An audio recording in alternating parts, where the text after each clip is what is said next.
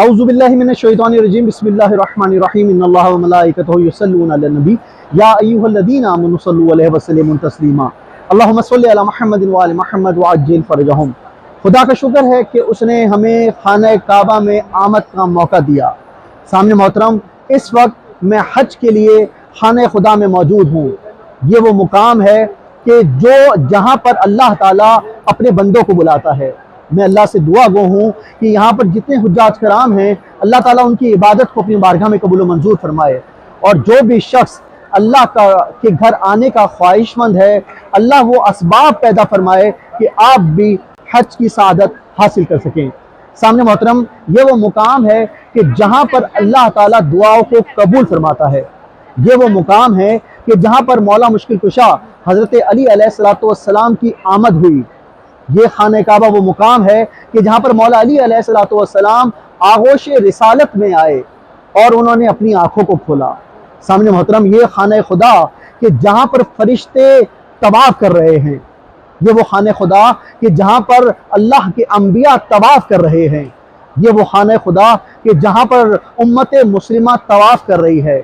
سامنے محترم، ہمیں نہیں معلوم کہ ہمارے ساتھ جو بھی شخص طواف کر رہا ہے اس کا کیا مقام اور مرتبہ ہے۔ اور سامنے محترم، میں یہاں پر ایک جملہ اور ہدیہ کرنا چاہوں گا کہ یہ وہ مقام ہے کہ جو کہ امام زمانہ علیہ السلام سے قربت کا مقام ہے۔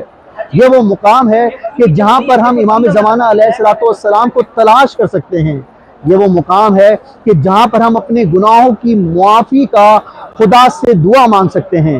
یہ وہ مقام ہے کہ جو فقط خدا سے قربت کا نہیں بلکہ اہل بیت علیہ السلام کے قریب ہونے کا بھی ذریعہ ہے، وسیلہ ہے۔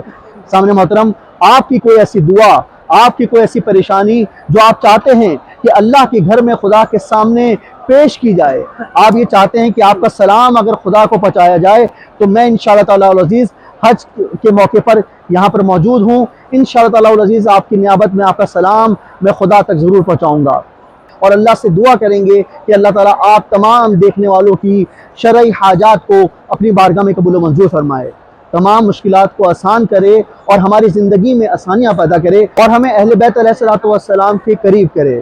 سامنے محترم، آئیے ہم سب مل کر دعا کرتے ہیں کہ اللہ تعالیٰ ہماری عبادتوں کو اپنی بارگاہ میں قبول و منظور فرمائے۔ ہم اس خانہ خدا میں کوشش کریں گے کہ امام زمانہ علیہ السلام کی معرفت کو حاصل کریں۔ ہم کوشش کریں گے کہ دعا کریں اور امام زمانہ علیہ السلام ہمارے اس عمل سے راضی ہو جائیں۔ آئیں سامنے محترم، سب مل کر اللہ تعالیٰ کے حضور ہم دعا کرتے ہیں کہ اللہ تعالیٰ ہم سب کی مشکلات کو آسان کرے، اور انشاءاللہ تعالیٰ آنے والے ایام میں ہم خانہ کعبہ کی مختلف زیارات اور مکہ مکرمہ کی مختلف زیارات آپ کے سامنے پیش کریں گے، اس دعا کے ساتھ کہ اللہ تعالیٰ ہماری اس عبادت کو اپنی بارگاہ میں قبول و منظور فرمائے۔ آمین ثم آمین یا رب العالمین۔ التماس دعا۔ والسلام علیکم ورحمۃ اللہ۔